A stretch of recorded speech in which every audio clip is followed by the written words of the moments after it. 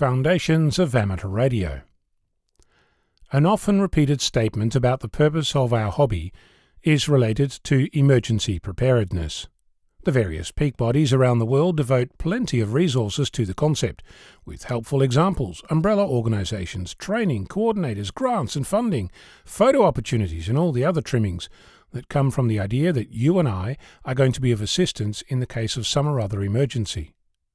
Looking up the various emergency coordination groups is a disappointing experience. From broken websites with non-existent pages to latest news that's over 2 years old, through to the latest sausage sizzle and fun run, entreaties to make sure that you have your current membership ID card, otherwise you won't be covered for insurance purposes. As I said, all the trimmings with lots of evidence of paper pushing and little or no evidence of actual preparedness, let alone public information that might help any new or old radio amateur become prepared. Back to the topic at hand, and leaving aside the nature of the emergency for a moment, given that the response for a bushfire, a cyclone, flood or pestilence is likely to be different. Let's look at the things we have direct control over. If you have at any time taken your radio out of the shack and carried it into a paddock, connected it to an antenna, fired it up and made a contact, you're well ahead of the curve. There are plenty of amateurs who have never ever considered what going field portable might look like, let alone tried it. That's fine if you live in a bunker, have independent power and are able to withstand all manner of disaster scenarios. But realistically, it likely means that your emergency assistance will be of the kind that's outside the emergency zone. Helpful, to be sure, but there's plenty of those stations to be found, unless the issue is global, in which case we have a completely different set of problems. Pandemic? Anyone? Anyone? Let's focus on the other side of the fence. You're in an emergency zone. Doesn't matter what kind of emergency. Communications are limited or overwhelmed, information is restricted, messaging is hampered, and you're a radio amateur with a working radio. If all goes well, you should be able to help. So what does a working radio look like, and what does helping mean? First thing to think of is power. Have you got a battery? Is it charged?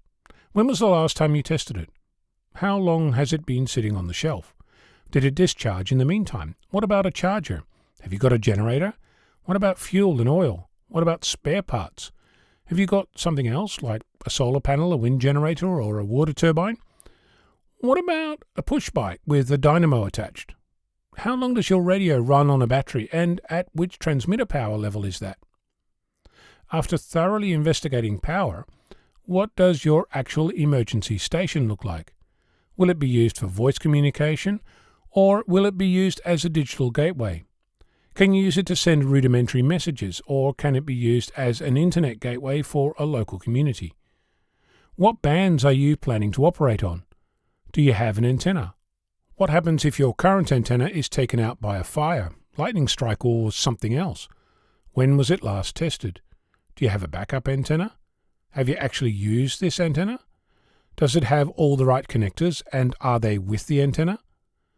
So pretend that you got all that right. What about you? Have you got spare clothes, food, shelter, medication? What about personal protective equipment, masks, gloves, whatever? What about ancillary items like pen and paper? Do you have power for the laptop that's being used to create the digital mode messages? Note that I've not said a word about the usefulness of any of this. This is the base level of preparedness, just so you can actually look yourself in the mirror and say that you have at least got a level of ability to be of assistance in the case of an emergency.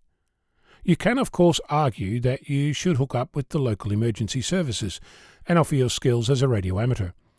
That's helpful, but what if you cannot actually go to the muster point? How does that help? Now let's pretend that you actually have done all this. When was the last time you tested it? What does the actual helping look like? Have you ever attempted to pass emergency messages? What about messages that must be transferred absolutely 100% correctly? Think medication dosages. Who did you pass them to? When was the last time you did a regional emergency simulation between your amateur friends? How often do you do this? Once a decade or more often than that? What if the local repeater isn't working? What about in your club or your local neighbourhood? Do your neighbours even know you exist? The point of all this is to reveal that the level of emergency preparedness for radio amateurs is, in my opinion, spotty at best. If you disagree with me because you are prepared, I'd like to ask if you help prepare your local amateur community and the wider community around it. I don't doubt that there are individuals, even groups, who are prepared, but I suspect that they are far and few between.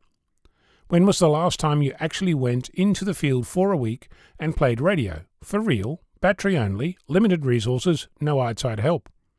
I'd love to believe that this is universal, but you and I both know that there is plenty more to be done. How realistic is your emergency preparedness, and what are you going to do about it? I'm Ono, Victor Kilo 6, Foxtrot Lima Alpha Bravo.